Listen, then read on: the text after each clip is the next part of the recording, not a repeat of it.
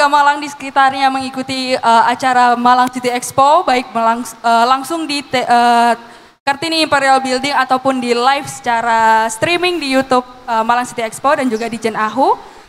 Walaupun Malang dalam keadaan hujan ya Pak ya, hari ini kita tetap semangat buat mengikuti rangkaian kegiatan Malang City Expo tahun 2022 yang sehubungan dengan hari ulang tahun Kota Malang yang ke-108. Nah, di kesempatan kali ini kita udah bersama dengan Pak Gandhi nih. Nah, untuk Pak Gandhi ini siapa? Beliau merupakan perwakilan dari Direktorat Jenderal Administrasi Hukum Umum, khususnya dari Direktorat OPHI atau Otoritas Pusat dan Hukum Internasional yang akan menjelaskan sedikit ataupun banyak terkait dengan layanan apostil yang akan segera di-launching oleh Ditjen Ahu dalam waktu dekat ini ya Pak ya. Baik. Siap. Untuk Pak Gandhi boleh dijelaskan Pak untuk aposti ini seperti apa? Selamat siang kepada para hadirin dan Bapak Ibu yang berada di rumah tentunya, dimanapun berada. Sebenarnya di sini sebelumnya saya mengucapkan selamat ulang tahun juga kepada Kota Malang yang ke-108 dan saya ucapkan terima kasih juga sudah memberikan kesempatan pada kami untuk memperkenalkan layanan terbaru dari Administrasi Hukum Umum Kementerian Hukum dan HAM, yaitu layanan aposti. Jadi sebelum saya menjelaskan tentang aposti, mungkin kita ada baiknya untuk sama-sama melihat video terkait dengan legalisasi. Silakan Mas, videonya. Hai, nama saya Andi. Apakah Anda berencana untuk menggunakan dokumen publik di luar negeri untuk pekerjaan, pendidikan, atau keperluan lain? Jika iya, pasti Anda tahu salah satu persyaratan yang harus dipenuhi adalah dengan mempersiapkan legalisasi atas dokumen tersebut. Sayangnya, prosedur legalisasi konvensional membutuhkan proses birokrasi yang panjang. Saya akan melanjutkan pendidikan di Singapura, perlu menyampaikan ijazah yang telah dilegalisasi. Maka, dokumen tersebut perlu dilegalisasi oleh Kemenkumham, Kementerian Luar Negeri, dan konsuler negara tujuan. Bahkan, untuk beberapa negara, terdapat tahapan legalisasi oleh Kementerian Luar Negeri negara tujuan. Setelah itu, dokumen baru dapat digunakan. Sekarang, ada cara sederhana dan cepat untuk melegalisasikan dokumen publik Anda. Perkenalkan, layanan aposti. Layanan aposti merupakan implementasi Peraturan Presiden RI Nomor 2 Tahun 2021 yang mengesahkan Konvensi Aposti. Hingga saat ini, terdapat 121 negara, termasuk Indonesia, yang menjadi negara pihak Konvensi Aposti. Tujuan konvensi adalah untuk menghapuskan persyaratan konvensional legalisasi dan menggantikannya dengan proses penerbitan sertifikat aposti tunggal oleh otoritas kompeten di negara asal dokumen. Untuk Indonesia, otoritas kompeten adalah Direktorat Jenderal Administrasi Hukum Umum, Kementerian Hukum dan Hak Asasi Manusia. Layanan aposti diperlukan ketika saya perlu mengapostikan dokumen publik untuk digunakan di luar negeri. Agar memenuhi syarat untuk layanan aposti, sebuah dokumen harus memenuhi persyaratan tertentu. 1. Dokumen diterbitkan di Indonesia dan terbubuhi tanda tangan dan cap pejabat berwenang. 2. Dokumen digunakan di salah satu negara pihak konvensi aposti. 3. Dokumen termasuk dalam daftar dokumen publik yang menjadi objek layanan aposti. Legalisasi konvensional terdiri dari tahapan legalisasi oleh Kemenkumham, legalisasi oleh Kementerian Luar Negeri, legalisasi oleh konsuler negara tujuan, dan legalisasi oleh Kementerian Luar Negeri negara tujuan. Dengan layanan aposti, semua itu dipangkas menjadi proses satu langkah. Penerbitan sertifikat aposti oleh Kemenkumham. Konvensi aposti mulai berlaku di Indonesia pada tanggal 4 Juni 2022. Kemenkumham akan segera meluncurkan aplikasi layanan aposti. Dengan adanya layanan aposti, cita-cita saya untuk melanjutkan pendidikan di Singapura menjadi lebih mudah. Layanan aposti menyederhanakan proses legalisasi yang panjang.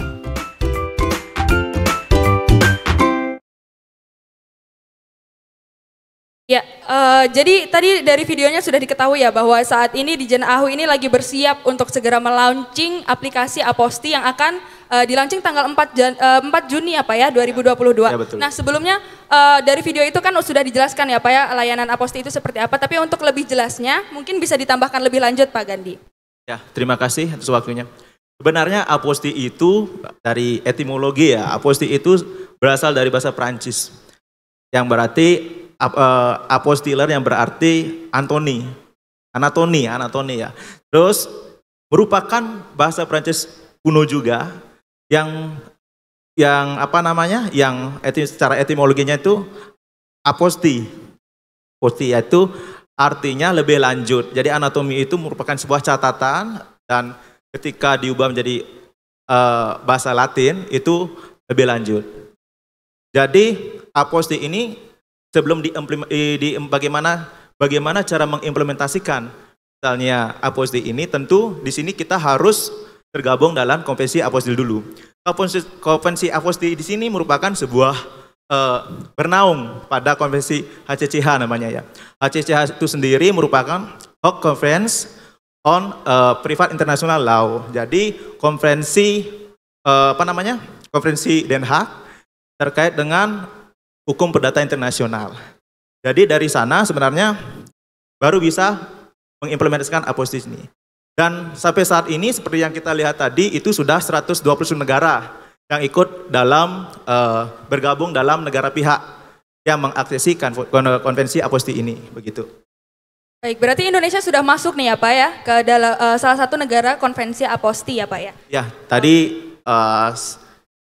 tanggal 5 Oktober, jadi yang dihadiri oleh Pak Menteri juga 5 Oktober 2021, kita sudah mengaksesi layanan aposti. Baik, berarti untuk aposti ini sama saja seperti penyederhanaan proses legalisasi dokumen ya Pak ya. Nah, kira-kira boleh dijelaskan nggak Pak, untuk legalisasi dokumen ini perbedaannya seperti apa Pak dari proses legalisasi yang sebelumnya sudah dilakukan di Ditjen AHU? Jadi perbedaannya kan, kalau sekarang kan kita mengenal elektron ya. Elektron itu merupakan sebuah legalisasi juga yang sifatnya konvensional.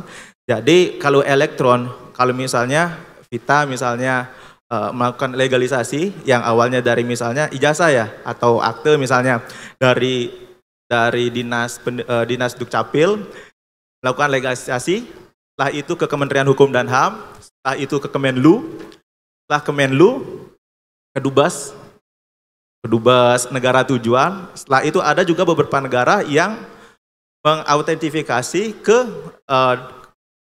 Kementerian Luar Negeri negara yang dituju. Nah, begitu panjang proses dari tahapan legalisasi ya. Kalau kita lihat sampai 4-5 tahapan.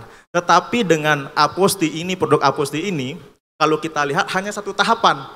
Jadi dari negara asal, misalnya Vita misalnya ijazah ya, ketika dibawa ke Kementerian Hukum dan HAM, di sini Kementerian Hukum dan HAM kalau kita lihat sesuai dengan konvensi aposti, dia itu berwenang sebagai competent authority.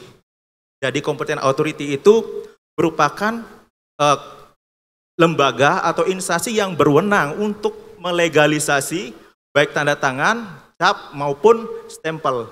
Seperti itu.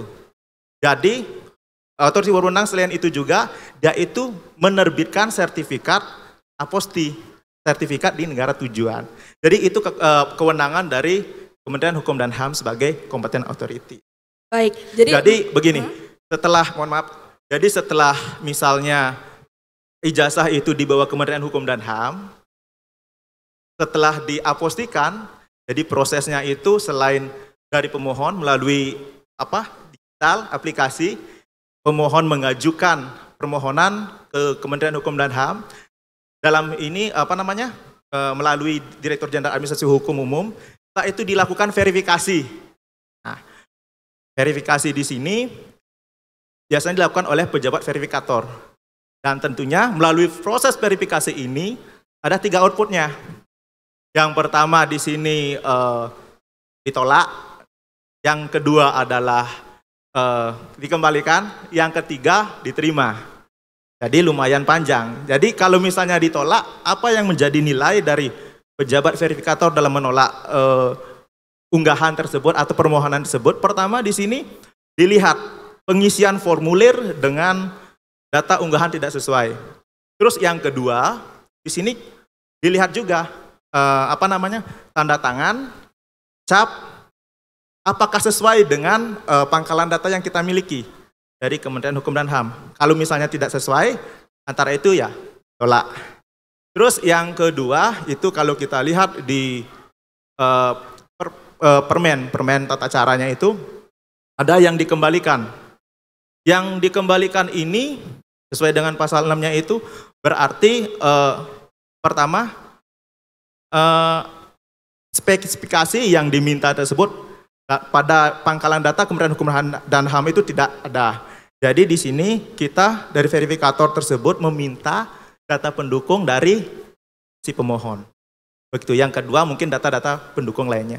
Terus yang ketiga diterima apabila misalnya sudah spesifikasi benar antara pangkalan data dengan yang diunggah. Yang kedua misalnya pengisian data formulir itu sudah lengkap. Yang ketiga sudah sesuai dengan alurnya itu terima. Baik. Ya. Berarti untuk pendaftarannya sendiri dari tadi yang Bapak jelaskan itu sudah dilakukan dengan online ya Pak ya, bisa dilakukan dengan online dan juga memangkas birokrasi yang tadinya melibatkan kementerian lain. Ya. Jadi sekarang Kemenkumham sudah punya otoritas untuk bisa menerbitkan sertifikat dan legalisasi dari dokumen itu sendiri ya Pak ya. Jadi tidak perlu melakukan pengajuan legalisasi melalui kementerian lain, tapi cukup mengajukan lewat Kemenkumham dan nanti akan langsung jika diterima langsung akan diberikan legalisasi di dokumen yang diajukan gitu ya Pak ya. Selanjutnya nih Pak, terkait dengan manfaat dokumen apa saja Pak yang kira-kira bisa diajukan di layanan Aposti ini? Jadi dokumen yang menjadi objek Aposti atau bisa dokumen apa saja yang bisa diapostikan adalah kalau kita melihat sesuai dengan Konvensi Aposti dan Perpres nomor 6 tahun 2021 sudah diundangkan juga. Dokumen yang bisa diapostikan adalah pertama dokumen yang berasal dari pengadilan. Misalnya dokumen yang dikeluarkan oleh Jursita, jadi panitra itu. Terus yang kedua adalah dokumen yang sifatnya administratif. Jadi misalnya ijazah yang seperti itu. Yang ketiga adalah dokumen yang dikeluarkan oleh notaris. Notaris sebagai pejabat publik yang mengeluarkan dokumen itu bisa diajukan. Yang terakhir adalah sertifikat. Oke, berarti ini Aposti ini sangat berguna ya Pak ya untuk mendapatkan legalisasi dari dokumen-dokumen yang diajukan. Misalkan nih Pak, kayak sekarang kan lagi zaman-zamannya masa-masanya beasiswa untuk luar negeri. Itu kan untuk pengajuannya sendiri juga bisa ya Pak ya untuk diajukan ke Aposti ini ya Pak ya. Ya. Oke, selanjutnya nih Pak. Di sini agar masyarakat lebih tahu nih Pak terkait dengan manfaat dari Aposti sendiri ini seperti apa Pak? Bisa dijelaskan untuk masyarakat? Jadi manfaat daripada Aposti ini yaitu selain pertama penyederhanaan ya, penyederhanaan birokrasi. Dengan melalui Aposti ini seperti yang kita lihat tadi banyak tahapan yang pangkas begitu. Selain meningkatkan istilahnya pelayanan publik yang prima, lebih terarah jadinya. Terus yang kedua adalah meningkatkan investasi dengan Aposti ini. Jadi dengan memangkas birokrasi yang berbelit-belit itu, misalnya terlalu banyak memakan waktu, makan biaya, dengan Aposti ini bisa langsung begitu. Terus yang ketiga meningkatkan IUDB. Dan masih banyak sih ya terkait lalu lintas dokumen antara suatu negara itu mempercepat juga bisa, terus memotong misalnya beban dari konsuler seperti itu. Jadi bisa lebih banyak manfaatnya ya Pak ya dengan Aposti ini yang hanya dengan mengajukan permohonan ke Kemenkumham melalui Ditjen AHU itu untuk Aposti sendiri sudah bisa didapatkan di layanannya secara online juga ya Pak ya. Jadi tidak perlu mengajukan dan prosesnya itu tidak melibatkan dari kementerian-kementerian lain, jadi lebih bisa memangkas birokrasi, terutama biasanya kan kalau misalkan legalisasi ijazah Pak, misalkan ada orang yang mau daftar beasiswa kan biasanya dikejar-kejar deadline Pak untuk pengumpulan ijazahnya sendiri, biasanya kan ada tenggat waktunya. Nah kalau misalkan dengan sistem yang lama berarti kan membutuhkan waktu yang lebih panjang ya Pak ya. Tapi dengan Aposti ini bisa lebih singkat waktu yang diperlukan untuk mendapatkan legalitas dari ijazah yang diajukan untuk layanan Aposti ini sendiri. Nah selanjutnya Bapak, untuk proses pengajuan Aposti sendiri tadi sesederhana itu ya Pak ya berarti ya? Betul, sederhana itu hanya dengan memasukkan. Jadi setelah verifikasi ya saya lanjutkan tadi juga, setelah verifikasi tersebut pemohon pertama kan ada pengajuan permohonan, setelah itu verifikasi oleh pejabat verifikator, setelah outputnya itu diterima, nanti ada notifikasi pembayaran, notifikasi oleh sistem ke pemohon. Jadi si pemohon tersebut artinya untuk pembayaran PNBP. Setelah pemohon melakukan pembayaran PNBP, nanti ada pilihan bagi pemohon. Jadi mencetak sertifikatnya itu di mana gitu. Kita bisa memilih apakah di unit pusat, di Dijen AU bisa, kantor-kantor yang lain juga, unit eselon 1 juga, dan pemohon juga bisa memilih kanwil yang terdekat dengan tempat tinggal pemohon. Jadi lebih gampang begitu. Berarti jadi bisa diakses di mana-mana ya Pak ya, mengingat betul. kanwil ada di setiap provinsi ya Pak ya. Jadi tidak ada alasan kesusahan untuk mengakses layanan Aposti ya Pak. Ya, untuk selanjutnya Pak, terkait dengan tadi kan ada kendala, kemungkinan ada kendala pengajuan Aposti akan ditolak atau dikembalikan. Nah, untuk ini cara untuk menyiasati agar pengajuan Aposti tidak ditolak atau tidak dikembalikan itu seperti apa Pak? Ya. Tentu di sini juga kita lihat ya, artinya dalam hal pengajuan tersebut si pemohon itu harus melihat peraturan tata caranya, yaitu Permenkumham nomor 6 tahun 2001. Terus yang kedua, di sini juga si pemohon tuh harus jeli juga ketika mengupload dokumen, setelah itu mencocokkan antara isi formulir dengan dokumen tersebut tuh harus pas, harus cocok.